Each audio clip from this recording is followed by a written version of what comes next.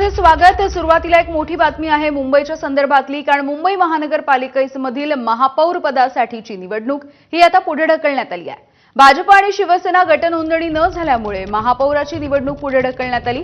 आरक्षण सोडत जाहीर झाल्याच्या नंतर 31 जानेवारीला या संदर्भामध्ये मतदान घेतलं जाणार होतं। नव्या महापौरांची निवड आता फेब्रुवारीमध्ये होण्याची शक्यता आहे। नव्या महापौरांची निवड कधी होते याकडे सगळ्यांचं लक्ष आहे। पालिकेच्या निवडणुकीच्या नंतर 27 जानेवारी रोजी उमेदवारी अर्ज दाखल केले जाणार होते आणि 31 जानेवारीला महापौर निवडीची जाहिरात देण्याची तयारी प्रशासनाने केली होती।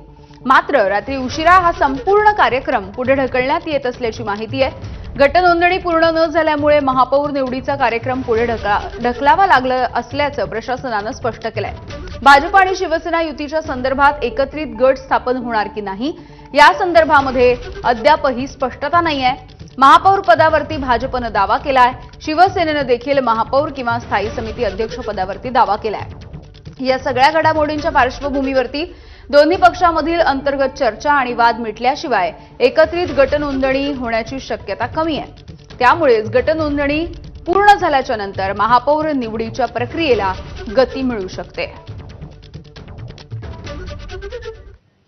मुंबई महानगरपालिकेच्या निवडणुकीचा निकाल लागून आठवडा उलटून गेला, अशामध्येच महायुतीमधील भाजप आणि शिवसेनेकडून अद्यापही गटाची नोंदणी करण्यात आलेली नाहीये।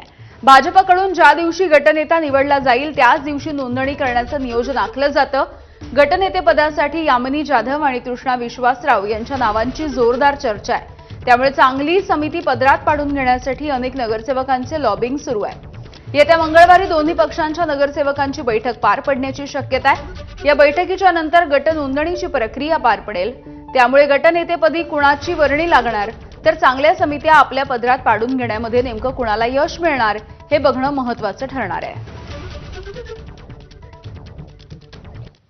तर भाजपने कोणत्या महानगरपालिकेमध्ये अजूनही गटनेत्यांची नोंदणी केली नाही आणि त्याची कारणं नेमकी काय आहेत जाणून घेऊया। पुणे महानगरपालिका भाजपच्या 119 नगरसेवकांची नोंदणी 26 जानेवारीच्या नंतर होणार आहे। फडणवीस आणि रवींद्र चव्हाण यांच्या चर्चेनंतर गट स्थापना होईल। नाशिकमध्ये 2 नगरसेवक आजारी आहेत, त्यामुळे गटनोंदणी रखडली। 2 दिवसानंतर गटनोंदणी शहरात होणार असल्याची शहराध्यक्षांनी माहिती दिली आहे। आणखी काही नगरसेवक भाजपमध्ये येणार असल्याची चर्चा आहे, त्यामुळे ही गटनोंदणी रखडल्याचं बोललं जात आहे।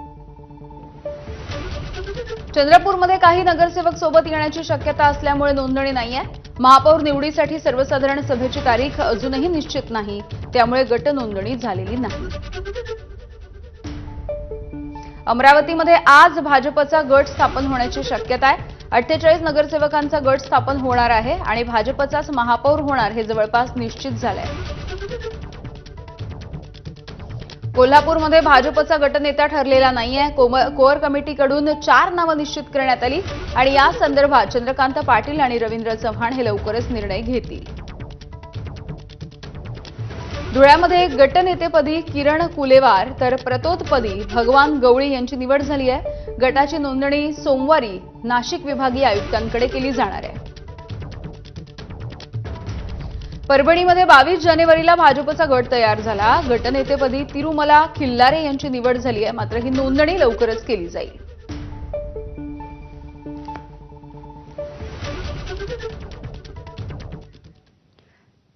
मुंबई महानगरपालिकेच्या निवडणुकीचा निकाल लागल्याच्या नंतर आता स्वीकृत नगरसेवकांच्या नियुक्तीकडे सगळ्यांचं लक्ष लागलंय।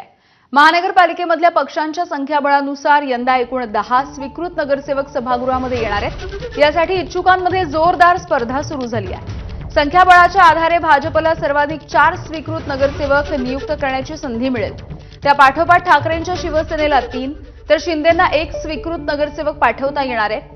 काँग्रेसला 1 तर विशेष बाब म्हणजे केवळ 8 जागा मिळवलेल्या एमआयएम पक्षाला 1 स्वीकृत नगरसेवक सभागृहामध्ये पाठवण्याची संधी आहे। स्वीकृत नगरसेवकामुळे महानगरपालिकेच्या सभागृहामधल्या राजकीय गणितांवरती परिणाम होणार आहे। त्यामुळे कुणाला पक्षाकडून संधी मिळते याकडे सगळ्यांचं लक्ष आहे। महापालिकेमधील सत्ता समीकरणं आणि समित्यांवरच्या नियंत्रणाच्या दृष्टीनं या स्वीकृत नगरसेवकांची भूमिका महत्त्वाची ठरणार आहे।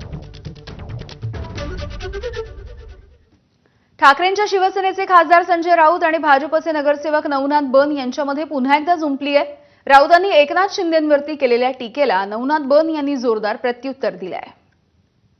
शिंदे रुसून बसलेले आहेत आणि रुसून बसलेल्या सुनबाई ज्या आहेत त्या सारख्या दिल्लीत फेऱ्या मारतायत आणि दिल्लीचे सासरे ऐकायला तयार नाहीत.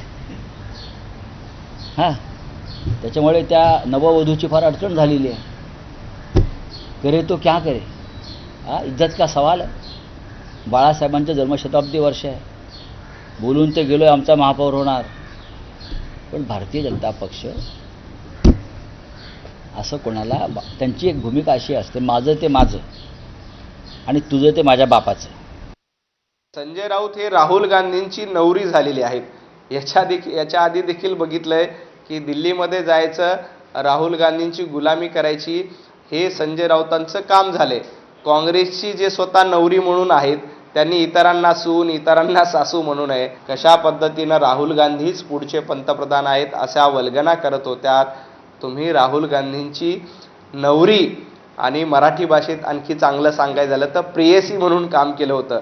परंतु राहुल गांधी यांनी तुम्हाला प्रेयसी म्हणून देखील ठेवलेलं नाही, हे देखील महाराष्ट्राने बघितलेलं आहे.